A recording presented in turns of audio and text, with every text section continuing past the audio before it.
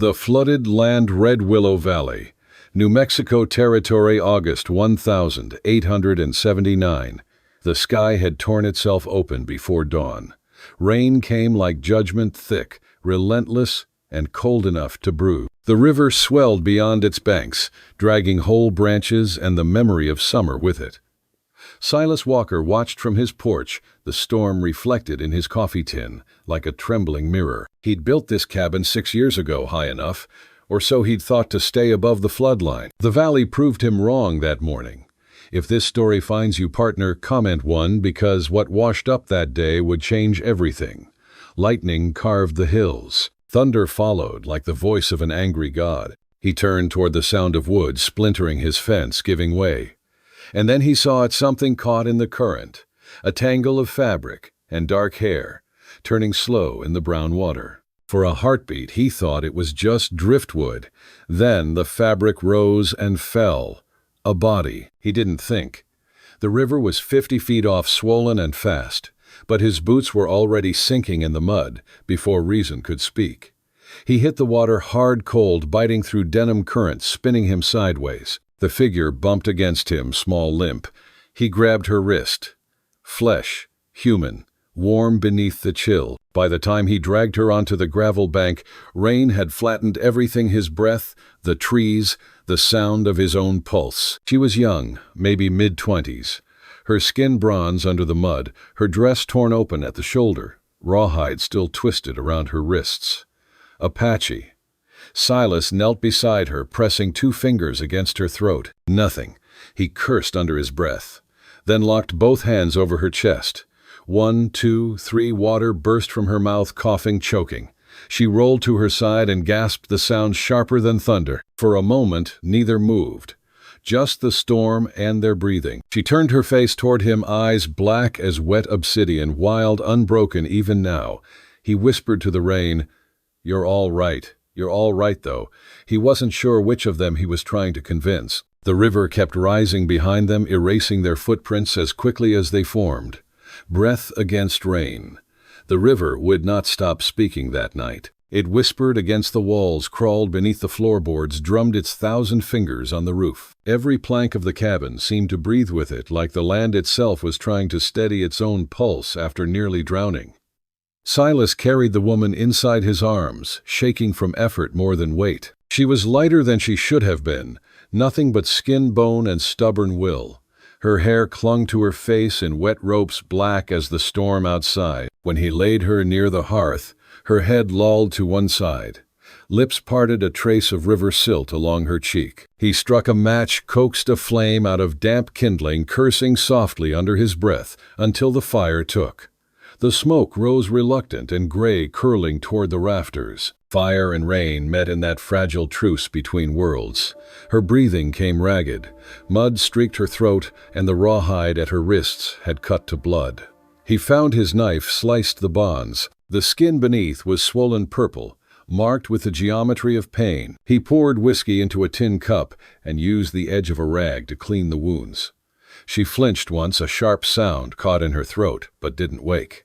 He spoke to her anyway, voice low, the way men talk to ghosts. "Storms past its peak. You made it through." The words felt foolish in the small air of the room, but silence had weight, and he couldn't bear it, pressing down. He wrapped her in his blanket, the same one that had kept him alive through winters and wars, and watched the color return to her lips. When he touched her forehead, she burned hot fever, rising, the kind that could take a soul before dawn. He mixed rainwater with willow bark, crushed it in the pestle, and forced a few sips between her lips. She swallowed by instinct. That was something. Hours passed. Rain hissed against the shutters. The smell of wet earth pushed through the cracks. Silas sat on the floor, boots off, socks soaked, hat forgotten beside him. Every now and then he glanced toward the door, half expecting the men who had left her in the river to come finish what they started. The storm made him remember another. A different cabin, another woman, Mary. He had been gone then, riding with the cavalry, chasing ghosts of orders through Arizona dust, while his wife coughed herself hollow. He'd missed her last breath by 2 days. Now every storm sounded like her calling his name through the dark. A sound broke his thoughts, soft, broken. Aiyana stirred, A small cry slipped from her, half word, half pain. Silas leaned forward. "You're safe," he said, though both knew safety was a word that didn't hold out here. Her eyes opened slow as dawn through fog.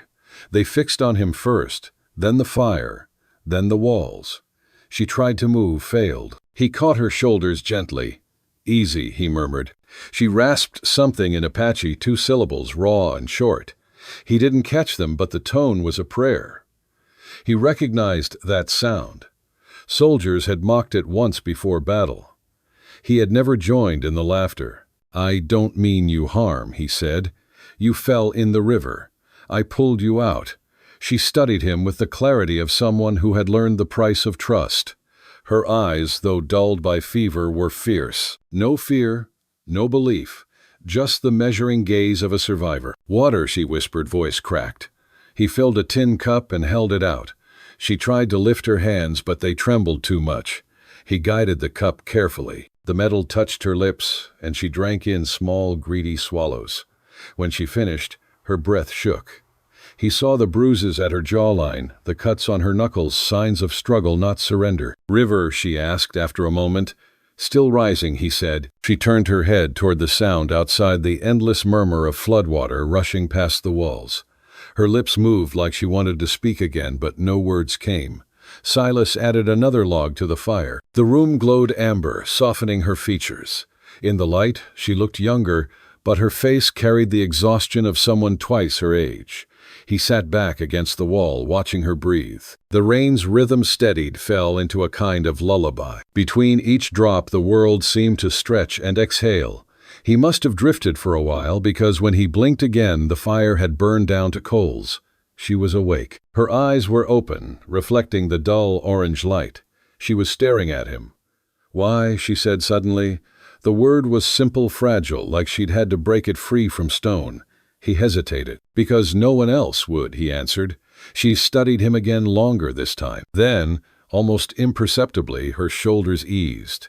She pulled the blanket tighter around her, as if that small answer, foolish as it was, had built a bridge she hadn't expected to find. He wanted to ask who had done this to her, who had tied her wrists and thrown her into the river.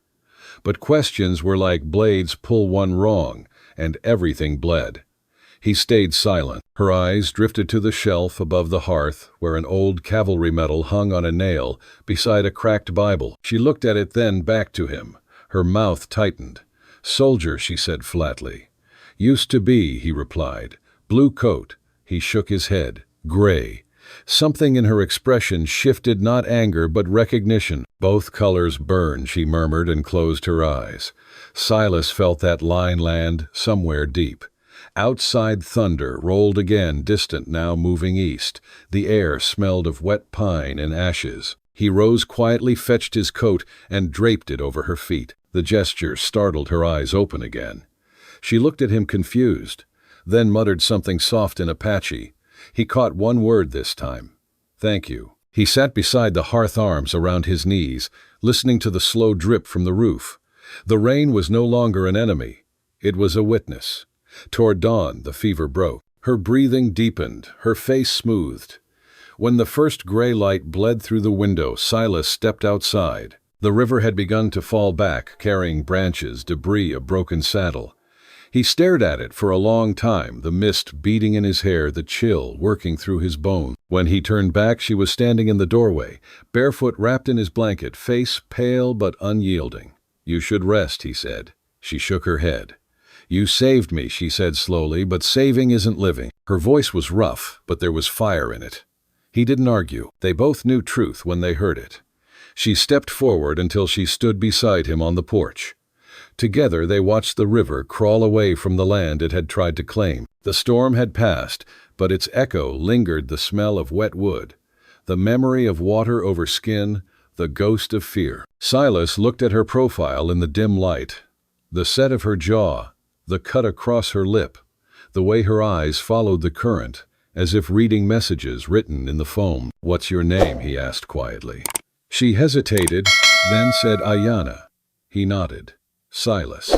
The river kept whispering between them, not unkindly. Aiyana drew the blanket tighter and turned toward the cabin. "Fire's dying," she said, her tone halfway between command and invitation. He followed her inside. By the time the sun climbed over the ridge, the rain had stopped. Smoke rose straight from the chimney. Inside, two strangers shared the warmth of the same flame, each trying not to remember that fire always needs both fuel and air to keep living. Silas watched her from across the room, how she fed the fire, how the light bent across her face, and he knew the storm outside was nothing compared to the one beginning inside him. Shelter by the river. By morning, the storm had collapsed into drizzle. The valley steamed under pale light, and the river ran thick as rust. Mist clung to the porch rails, blurring the line between sky and ground. The cabin stood like a survivor-wood darkened roof, dripping smoke curling thin from the chimney. Inside, the air smelled of damp wool whiskey and something new life returning after too much noise. Silas stirred the fire back to strength the way a man tends memories slow cautious, not sure if it's worth the burn. He worked with the rhythm of someone long accustomed to silence. Each crack of wood, each hiss of sap was a heartbeat against the stillness. Behind him, the woman slept. Her fever had broken near dawn, her breath steady and shallow. He could hear it between raindrops, that small proof that she hadn't drifted back into the dark river that had nearly claimed her. When he turned, she was awake. She watched him like a deer watches the edge of a rifle sound, still unreadable, ready to vanish. Her eyes were darker than the river, her hair, a tangled weight over her shoulders. The blanket he'd wrapped her in had slipped, showing the line of her collarbone, pale against the fire's low gold. "You remember?" he asked, voice rough from hours of disuse. A pause, the sound of rain on the roof. Then a nod. She touched the bandage on her arm, traced the rawhide marks at her wrist, looked at him again. "You cut," she said slowly. "I did," he answered. "Seemed right." She blinked once, not in thanks exactly, but in recognition. That was enough. The silence that followed wasn't hostile. It was fragile, like a bridge still being built. The fire cracked, sighed, and settled, filling the gaps between their words. When she tried to stand, he rose too. She lifted a hand, stopping him, pride steadier than her legs. She took 3 steps before her knees betrayed her. He caught her elbow firm, careful, the way you'd catch something breakable but defiant. She didn't pull away this time. He guided her to the stool near the hearth. "Food," he said simply. He ladled rabbit stew into a tin bowl, the last of his stores. The smell filled the cabin, salt sage smoke. She hesitated, suspicion flickering in her eyes, then took it. Each bite was slow, deliberate, as if testing whether the world still meant her harm. Rain pattered on the roof in gentle rhythm. "What name?" he asked. "Aiyana," she said, and the air seemed to listen. "Silas," he replied. She repeated it once, the syllables rolling uncertainly off her tongue. "Silas." He almost smiled. Almost. They sat a while in silence. Not the empty kind, but the kind that waits to see what will happen next. Outside, the river dragged branches and memory alike downstream. Inside, 2 strangers shared a single fire and the uneasy grace of survival. When she finished eating, Aiyana set the bowl aside and looked around the cabin. The place was spare, a rifle by the door, coffee tin, 1 coat, hung to dry, 2 mugs on a shelf. A life reduced to bone and breath. "You live alone," she said. "Easier that way. Not always." Her English was fractured, but her meaning wasn't. He looked at her and understood she wasn't talking about company. She was talking about endurance, the kind that outlasts everything except itself. The rain lightened until it was barely more than mist. Silas stepped outside to check the horse, while she stayed near the hearth, running her fingers over the woven blanket like it was a map of her own scars. He returned with mud on his boots and a faint limp in his left leg. She noticed, but didn't ask. "You were soldier," she said. It wasn't a question. "Was," he said. "Long time ago. War changes name. Never ends." Her tone made him glance at her sharply. The words sounded like something she'd learned from loss, not from books. The afternoon turned humid and gray. The cabin steamed the walls, breathing out the storm's memory. Silas climbed to the roof to re-nail a loose board while Aiyana swept the floor with a bundle of dried reeds. They moved without speaking yet, their motions found rhythm, two exiles performing small acts of repair. When thunder rolled faint and far, both paused. He looked at the clouds, she at the door. Neither flinched. It wasn't fear anymore. It was recognition, the way veterans of the same battle can sense the echo without needing to name it. By dusk, the rain had thinned to silver threads. The world smelled of moss and ash. Aiyana stood at the open door, watching the river calm. Its surface glowed copper in the dying light, the current thick, but no longer angry. Her hair, still damp, caught the firelight like strands of smoke. Silas joined her. For a while, neither spoke. The sound of the river filled the space between them. "Your people?" he asked. She shook her head. "Far. Maybe gone." He nodded. "Then we wait for the ground to dry. After that, we'll see." She looked at him, eyes reflecting the dim glow of the fire inside. "You help," she said quietly. "Why?" He took his time answering. The rain's last drop fell from the porch beam before he spoke. "Because I couldn't save the last ones." Her gaze didn't soften, but something in it changed, like she'd recognized the shape of his sorrow. She reached for the doorframe, laid her palm flat against the wood, half blessing, half boundary. The firelight spilled over them, soft and gold like mercy finding its way through ruin. Later, when night came full and the mist thickened, Silas added more wood to the hearth. Aiyana lay rolled in blankets, half asleep, her breathing even. Outside, frogs began to call from the flooded reeds, the first music after chaos. He sat near the fire, elbows on his knees, watching the flames dance. For the first time in years, he didn't feel like the last man left alive. Aiyana stirred. "You keep watch, Habit," he said. She turned her head, eyes catching the light. "You think storm come back? Storms always come back," he said. "Just never the same one." Her lips curved faintly, something close to a smile, brief as a spark. "Then we live between them," he nodded. "If we can." When she closed her eyes again, he looked toward the river through the open door. The water glinted with moonlight, restless but alive. He realized the land was breathing again, and somehow so was he. Near midnight, a branch cracked somewhere upriver. Silas reached for his rifle, every nerve awake. Aiyana stirred, but didn't sit up. "Animal," she murmured, half dream, half certainty. He waited, listening. Nothing followed. Only the river's endless talk. When he finally set the rifle down, he found her watching him, awake after all.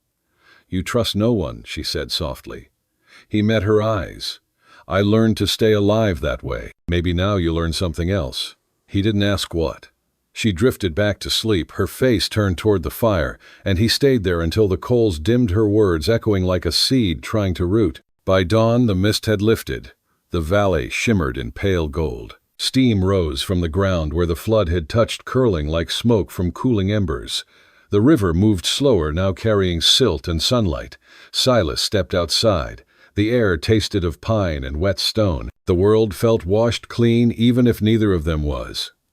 Behind him, Aiyana stood in the doorway, wrapped in his old blanket. She looked out at the land with a wary calm of someone who had lost everything and still chose to see beauty. He said quietly, "When the road clears, I'll take you west. There's a trading post, 2 days' ride. You'll find help there." She tilted her head. "You send me away. It's safer." She studied him a long time. "Safe," she repeated, as if testing the word. Then, with a small shake of her head, "Safe is not same as alive." He looked away, unable to argue. The sun broke through the last veil of cloud, setting the river aflame. For a moment the whole valley glowed, water, mud, smoke, all turning to gold. Aiyana stepped down from the porch, bare feet, sinking into the wet earth. She crouched and touched the soil, smearing it across her palm like war paint. "Earth remembers," she said softly. "Even after flood." Silas watched her, and something inside him loosened the tightness that had held since the war, since Mary's death, since he'd chosen silence over guilt. He joined her by the riverbank. Together they stood in the thin light, the storm behind them, the current before them. Neither spoke. There was no need. The land had survived. So had they. And for now, that was enough. After the storm, 3 days passed before the river remembered calm.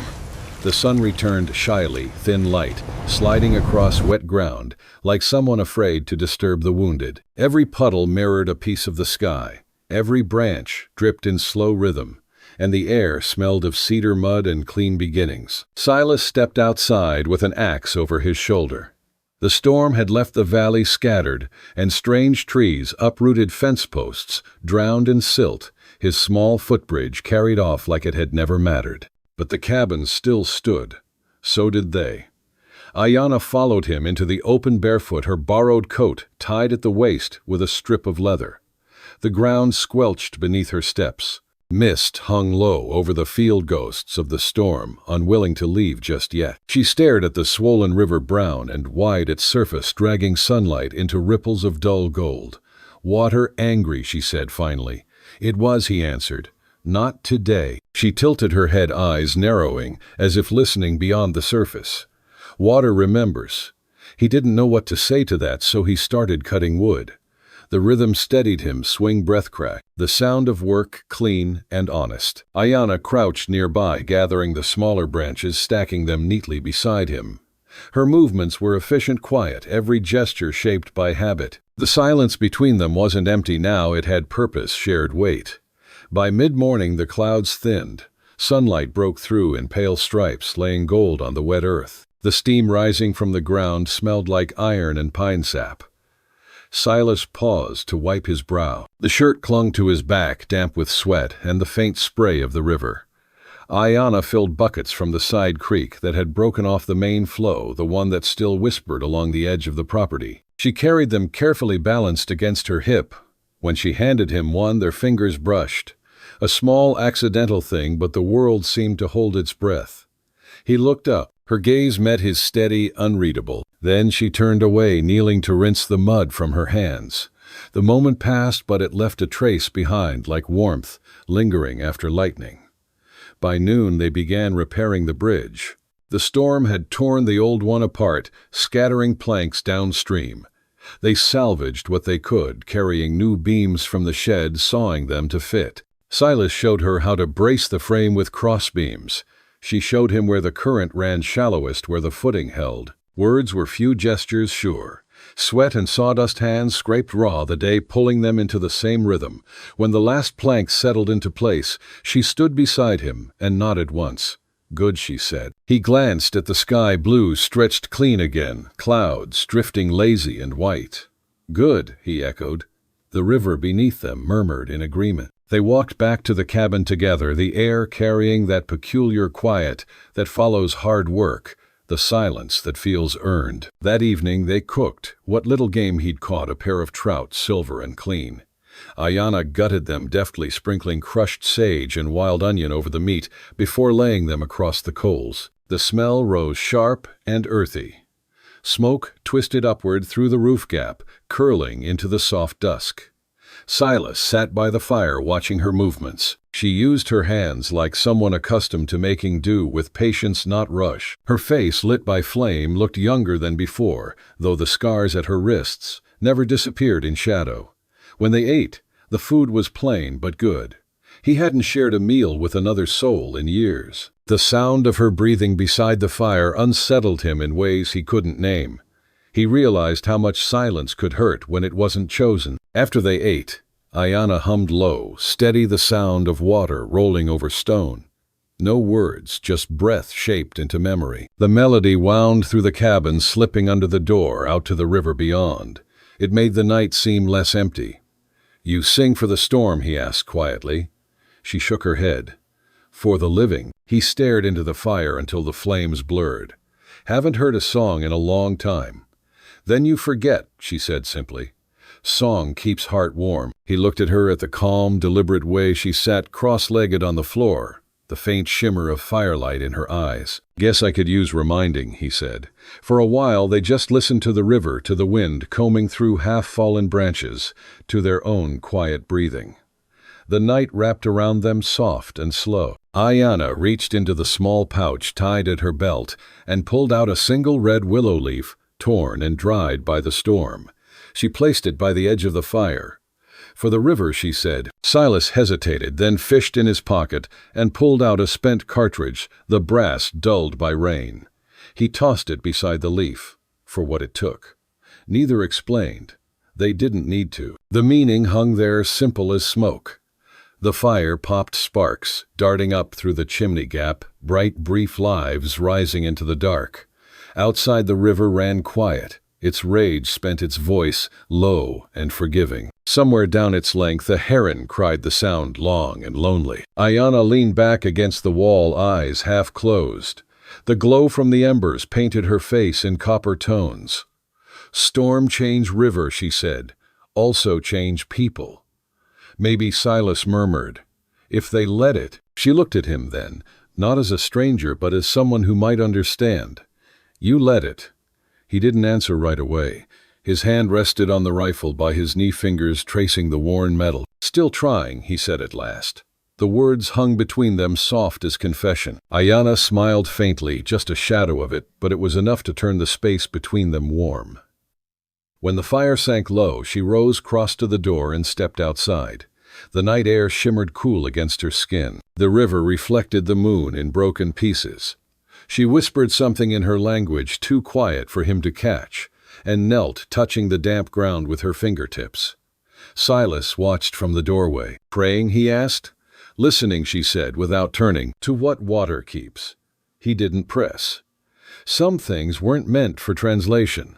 When she came back inside, her hair was wet with mist.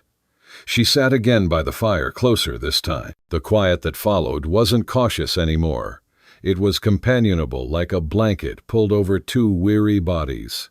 Silas leaned his head back against the wall and closed his eyes. The crackle of the coals, the rhythm of the river, her steady breathing, these sounds wove together into something he hadn't felt in years. Peace thin and temporary but real. He must have drifted because when he opened his eyes again, dawn was pressing pale light through the window. Aiyana was asleep beside the firehead resting on her arm. The red willow leaf and his spent cartridge still lay together in the ash, one born from earth, the other from iron. Opposite ends of the same story. He stood quietly, stepped outside, and looked toward the river. The world was washed new green, returning along the banks. The bridge they'd built held firm against the current. When he came back, Aiyana was awake. She looked at the fire's dying coals, then at him. "You go today." "Not yet," he said. "The trail's still soft." "Maybe trail not only in dirt," she said, watching him closely. "Sometimes here." She pressed her hand against her chest. Silas looked away, throat tight. "You talk like a preacher." She smiled. "Like woman who drown and wake again." He had no answer for that. They ate breakfast in silence, cold trout and black coffee. When she stepped outside, the sun caught the edges of her hair, and for a moment he saw her as she might have been before everything went wrong. Wild, fierce, alive. He found himself smiling before he realized it. The river whispered its slow song below the ridge. The land had healed enough to breathe again, and as they stood side by side at the water's edge, Silas thought not for the first time that maybe the flood had brought her to him for a reason neither of them yet understood. The storm had ended, but its echo lingered in them, both reshaping what they thought they knew about ruin and repair. That night, when the fire burned low again, Aiyana began to hum the same tune as before, soft, persistent, as if calling back the parts of the world that had gone missing. Silas listened, eyes half closed, and for the first time in years didn't flinch at the sound of memory. Outside the river ran calm, the moon laying a silver path across its back, and inside the cabin 2 survivors sat close enough for warmth, their shadows crossing on the wall, the distance between them smaller than the night before. When the past rode back, by the 5th morning, the world had dried enough to crack. The grass still shone with dew, but the mud along the riverbank had hardened into crust. Silas woke early, sensing a change that had nothing to do with weather. The birds were quiet. Even the wind had taken cover. He saddled his mare, planning to ride toward the ridge for supplies. Aiyana stood by the doorway, hair braided back, eyes following the river's curve. "Storm sleeps," she said. "Maybe too quiet," he muttered. She looked at him, then toward the horizon. Quiet is before trouble. He almost smiled. You've lived out here long enough. Her reply was simple, long enough to know men ride after silence. By midday she was right. The first sign came as dust, 3 thin plumes rising from the southern road. Silas froze hand, tightening on the reins. Through his field-glass figures took shape 4 riders, one coat he recognized even at distance. Cavalry blue, stripped of insignia. Pettigrew. Memories returned like lightning. Gunfire orders barked across smoke, the sound of men dying for words they didn't believe. Cyrus Pettigrew had been his superior once. Now he was a merchant of flesh, feeding the frontier's ugliest hunger. Aiyana saw the look on Silas's face and went still. Men, yes, he said. The kind we don't want to meet. They packed in silence rifle ammunition, a few strips of dried meat. She helped without question. When he slung the saddlebag over his shoulder, she stopped him with a touch on the arm. No run, she said. Fight. He met her eyes steady, certain, like the river after flood. If it comes to that, it came sooner than he hoped. By dusk, the riders reached the valley. Pettigrew's voice carried across the clearing, smooth as old whiskey. Walker thought you were ghost by now. Silas stepped out of the cabin, Winchester in hand. You should have kept riding, Cyrus. Now that wouldn't be neighborly. Heard tell you're harboring property that belongs to me. She's not property. Everything out here's property, Pettigrew said, smile thin as wire. Land, horsewoman, it's all trade if you're hungry enough. Behind, Silas Aiyana appeared in the doorway, holding his Colt steady, both hands firm. Her face was calm, unreadable. The sight of her drew Pettigrew's smirk wider. Still alive, are you? Thought the river took you. She tried, Aiyana answered. But water kinder than men. The other men laughed uneasy. Pettigrew didn't. Step aside, Walker. You got no dog in this fight. Silas raised the rifle. Maybe I just got tired of watching you poison the ground. The standoff hung in the hot air, the smell of rain still trapped in the soil. Aiyana moved first, firing once clean. The bullet took the man on Pettigrew's left, spun him off his horse. Chaos followed. Gunfire, shouts, hooves tearing mud. Silas dropped one more before a round grazed his shoulder, heat searing through cloth. Pettigrew's horse reared his shot, going wild. Then Aiyana was there beside Silas, calm as Storm's Eye, reloading with quick, sure hands. When the smoke cleared, only Pettigrew remained upright. He spat blood, staggered toward the riverbank. You think this changes a damn thing, he rasped. Frontier don't forgive. Silas followed, rifle lowered. Neither do I. Pettigrew lunged for his revolver. One shot cracked. Echo rolled down the valley. Pettigrew fell backward into the water that had brought her here, the current taking him downstream without ceremony. The silence after was vast. Aiyana stood beside Silas' chest, heaving rain beginning again in thin threads from a gray sky. She watched the ripples fade.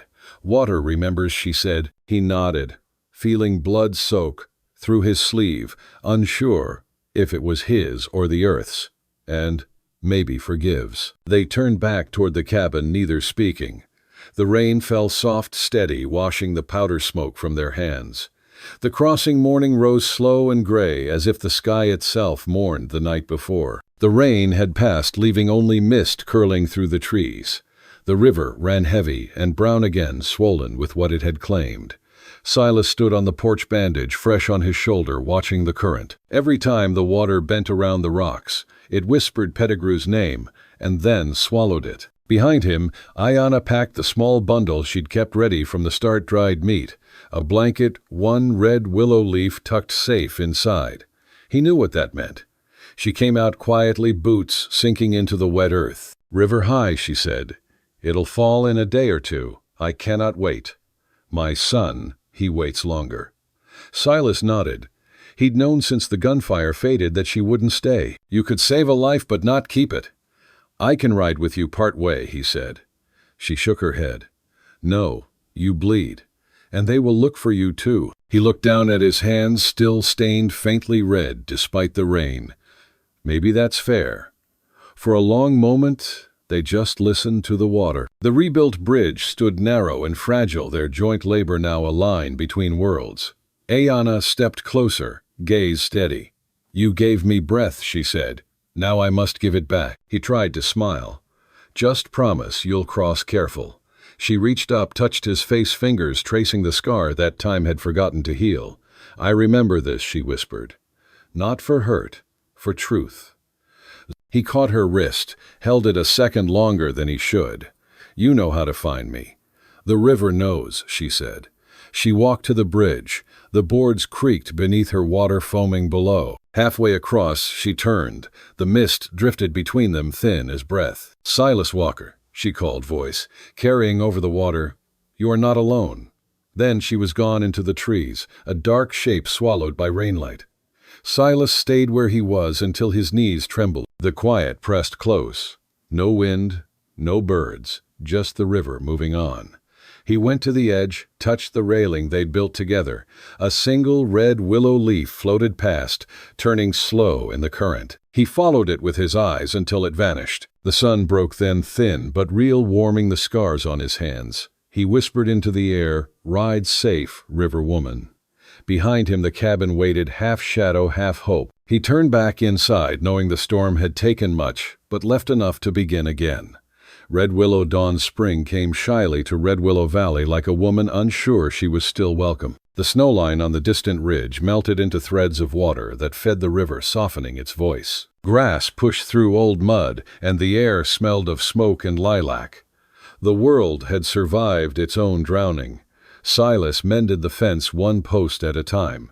His shoulder healed crooked, but he didn't mind. Each swing of the hammer was a kind of prayer, each breath a small apology to the land. The cabin had dried the roof, patched the bridge standing firm. He hadn't spoken her name in months, but he heard it each time the wind touched the river Aiyana. Sometimes he'd see a leaf swirl against the current and imagine it was a message she sent the river, carrying her words home. That morning the mare lifted her head and snorted. Silas followed her gaze. A rider crested the hill beyond the cottonwood, sun at her back. For a moment he thought it was a trick of light, the river playing games again, but then the figure dismounted and his breath caught. Aiyana. She walked toward him through the pale mist coat, unbuttoned hair long and free. The years between storms had done nothing but make her more real. Behind her, tied to the saddle, hung a bundle small, careful, a child's blanket. Silas set down the hammer, afraid that any sudden move might wake him from this. She stopped a few feet away. "My son's safe," she said softly. "He lives with my people south. He learns to ride, to sing." He nodded, unable to trust his own voice. "I stayed 6 moons," she continued, "but my heart, not there." Her hand came to her chest, fingers pressed flat. "My heart stayed by the river." He stepped closer, slow as dawn spreading over the valley. "If you still want to stay," he said, "there's room." Her eyes filled with light, not tears, but something older. "Then I stay." They moved without need for words. He reached for her. She met him halfway. The embrace was not fevered, not desperate, just quiet, whole. The kind of silence that holds rather than hides. Later, when the sun lifted over the ridge, they walked together to the riverbank. The water ran clear, now reflecting the sky in soft blue ripples. Silas carried a spade. Aiyana, a sapling red willow she'd brought wrapped in cloth. He dug the hole while she knelt in the wet soil, her hands moving with reverence. They planted it just above the high water mark, where floods might test it but never take it. "Grow strong," she murmured in Apache. "Remember both storm and calm." Silas poured the last of his morning coffee over the roots. "For the river that brought you," he said. They stood side by side, watching the wind catch the sapling's leaves. The branches swayed and whispered like a voice they both knew. Aiyana slipped her hand into his. "Now," she said, "we belong." He nodded. "To each other, also to the land," she added, smiling. The sun burned the mist away, gold spilling across water across them. The valley breathed again. Somewhere upstream, the river curved out of sight, still carrying everything they'd lost, everything they'd found. Silas whispered, "Red Willow remembers." And beside him, Aiyana closed her eyes, listening to water, to wind, to the quiet that finally felt like peace.